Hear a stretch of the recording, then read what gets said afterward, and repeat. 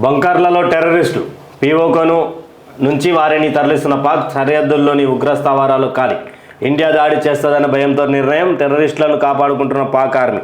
Surgical strikes అనుభవంతో ముందు జాగ్రత్త. ఇది కొత్తగా ఏముంటుంది చెప్పును. అలా ఇంట్లల్లా కుండీలు గతి లేకపోయినా పాకల బంకర్లు ఉంటాయి. అవును, కరెక్టా? ఆడ తిననీకి శనగలు బఠానాలు పున్నాలు లేకపోయినా కానీ అరే నేను ఆ పాకోళ్ళని అడుగుతున్నా, మీదేమన్నా మీరు మనుషులారా? మీ ఒక పాక్ ఎయిర్ప్లేన్ అంట, ఎయిర్ ఫోర్స్ ప్లేన్ అంట మీద పోతుందంట, అందులో పెట్రోల్ లేక కింద పడ్డదట. ఉచ్చ పోయొద్దారా అందులో? మీ ఉచ్చ పోసేది ఉండరా అందులో? మీ ఉచ్చ పెట్రోల్ అవుతుండేమో చూసేది ఉండే. గిట్లాంటి బతుకులు మీరు భారత్తో పెట్టుకుంటారా? దానికి వత్తాసు వలుకుతుంది ఎవరు? మళ్ళా ఈ చైనా. ఈ గబ్బిలాలకి రోగాలు తీసుకొచ్చాయి ఈ చైనా. దానికి తోడు వీళ్ళు మా వెనక అరే మీకు సిగ్గులు శరాలు ఉండాలా? ఉర్గిర్ ముస్లింలని చైనాలా కోయ్ కోయ్ అని కోస్తున్నాడు. ఇట్లాడు కోయ్ అని కోస్తున్నాడు. మీ పైజామా పట్టించారు జిందగీలకు సిగ్గు తప్పిన వాళ్ళారా? మనిషి పుట్టుకలు ఉడితే ఇప్పి చూసుకోరు మీ పైజామాలు. మీరు మూతబరి ఎంత ఉందో తెలుస్తుంది ఫాల్తుగాలారా. ఆడు కోయ్ అని కోస్తా ఉన్నాడు. మా వెనక చైనా ఉందంట డూప్లికేట్ మాలోడాడు. ఆ డూప్లికేట్ మాలోడు ఈ డూప్లికేట్ వాడికి పెద్ద తోపు. మసీదులను పబ్బులో చేస్తారు. అరే 3 పూటలు కరెక్ట్గా తింటేనే పొద్దుగాల ఏరగాలనా వద్దా అనే జీవితాలు మీవి. ఎందుకు చెప్పాలనా? ఇప్పుడు నీళ్లు రాక కడుక్కోవాలనా అని అనుకుంటారు. అదే ఉచ్చ తాగాల, అదే ఉచ్చ కుండలలో పెట్టుకోవాలా, అదే ఉచ్చతో కడుక్కోవాలా, మళ్ళీ అదే ఉచ్చ తాగాల. ఉచ్చ సైకిల్ తయారవుతుంది పాకిస్తాన్లో. ఇది గుర్తుపెట్టుకోను. ఇంత ఘోరమైన పరిస్థితులల్లో నువ్వు కలలు కంటున్నావు చూడు. నువ్వు బంకర్లే తయారు చేసినావు. నువ్వు నలుగురు ప్రజలకు ఏమైనా ఇల్లు ఇచ్చే తయారేమైనా చేసి రైలు. అదే నా భారత్లో ప్రధానమంత్రి ఆవాస్ యోజన కింద కొన్ని 100 కోట్ల మందికి ఇల్లులు దొరికినాయి. మీకు బంకర్లు దొరికినాయి.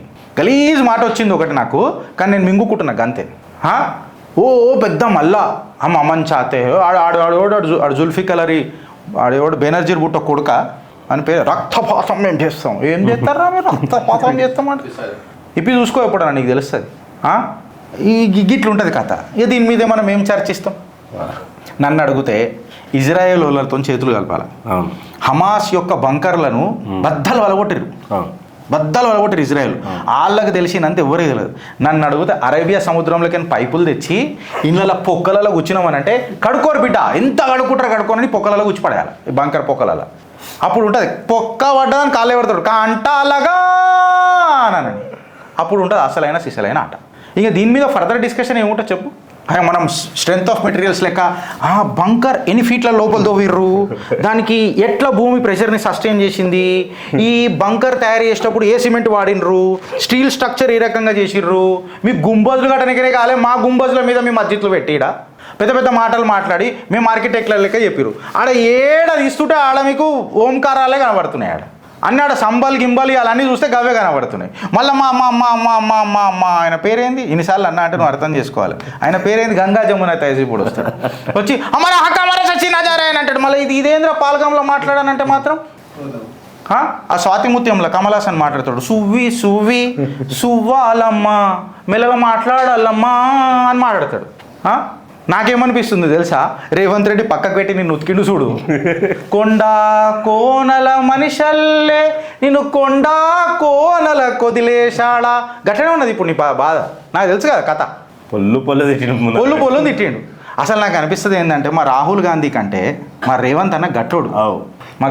నువ్వు జర తొందరపడి రేవంత్ అన్న గిట్ట ఎత్తా గుడ్డలు ఇవన్నీ ఇట్లా గుట్టకే. నువ్వు జర నీట్గా పెట్టినావు అనుకో, సభ్యత నువ్వు నేర్చుకున్నావు అనుకో, నీట్గా పెట్టి నువ్వు కడక్ మాట్లాడాలి మొదలెట్టినావు అనుకో, నిన్ను మించిన మొగోడు లేడు రాజకీయాలలో. నిన్ను గెలిపియాలని నేను ఎన్ని రోజుల నుంచి తహతహలాడుతున్నా. అన్నా నువ్వు గెలుస్తానంటే నేను రోజుకి రాత్రి పూట పండ్లు తిని వండుకుంటా. నిజంగా చెప్తారు, పనులే తిని వండుకుంటా. మీరు పైకి వస్తారనంటే రేవంత్ అన్న జర్ర మీరు కంట్రోల్ చేసుకోరు అంతే. అంటే మీరు మాట్లాడతారు, వేరే వాళ్ళు మాట్లాడతారు అంటే ఎట్లా కుదురుతారు రేవంత్ అన్న?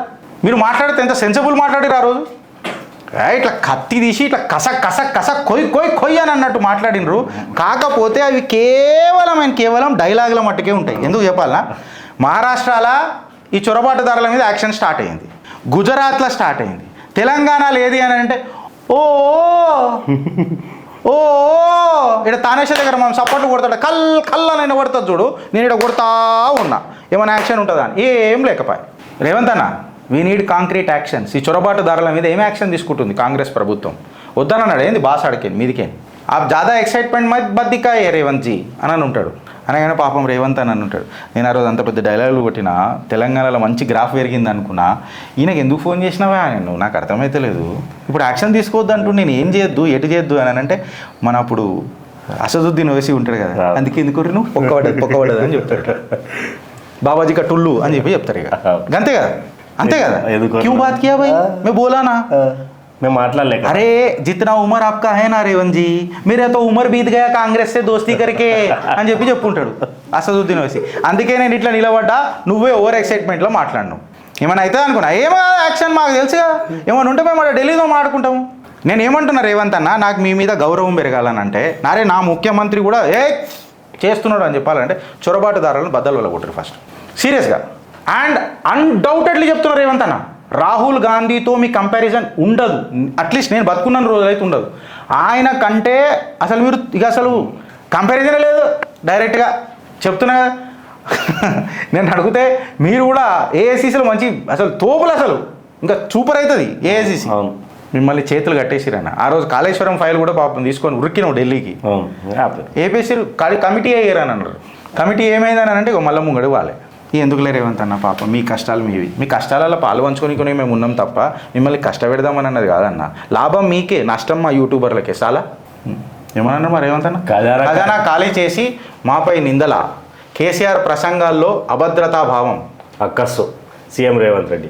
అవసరాలను బట్టి మోదీ కేసీఆర్ మాటలు మారుస్తా, బీఆర్ఎస్ను ప్రజలు నమ్మే పరిస్థితులు లేవు, కేసీఆర్ పిల్లగాళ్లను అసెంబ్లీకి ఎందుకు పంపిస్తున్నాడు, అరెస్ట్ల విషయంలో తొందరపడం, చట్ట ప్రకారమే నడుచుకుంటాం, నాకు రాహుల్ గాంధీకి మంచి రిలేషన్ ఉంది, మా ప్రభుత్వం తెచ్చిన స్కీమ్స్ ఏ రాష్ట్రంలోనూ లేవు, నా పాలనపై చివరి 6 నెలల్లో చర్చ జరుగుతుంది, ఆపరేషన్ కగర్ పై పార్టీ నిర్ణయం తర్వాత ప్రభుత్వ విధానం ప్రకటిస్తాం, జానారెడ్డితో భేటీ అనంతరం మీడియాతో చిట్చాట్.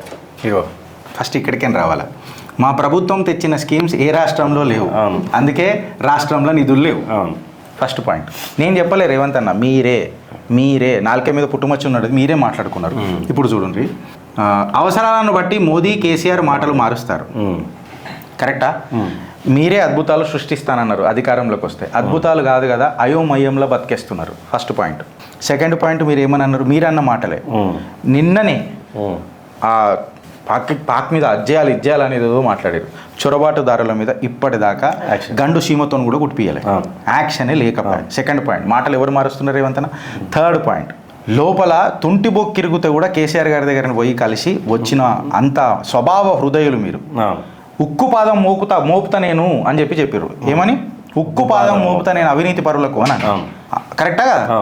పర్రెలలో పోయి చేతులు పెట్టి ఆ పర్రెలు ఎంతున్నాయో కూడా కొలిసిరు మీరు వెనకటికి పోయి. మేడిగడ్డయి మేడిపండు చూడ మేలిమై ఉండును, పొట్ట విప్పి చూడ డిలేలే ఉండును.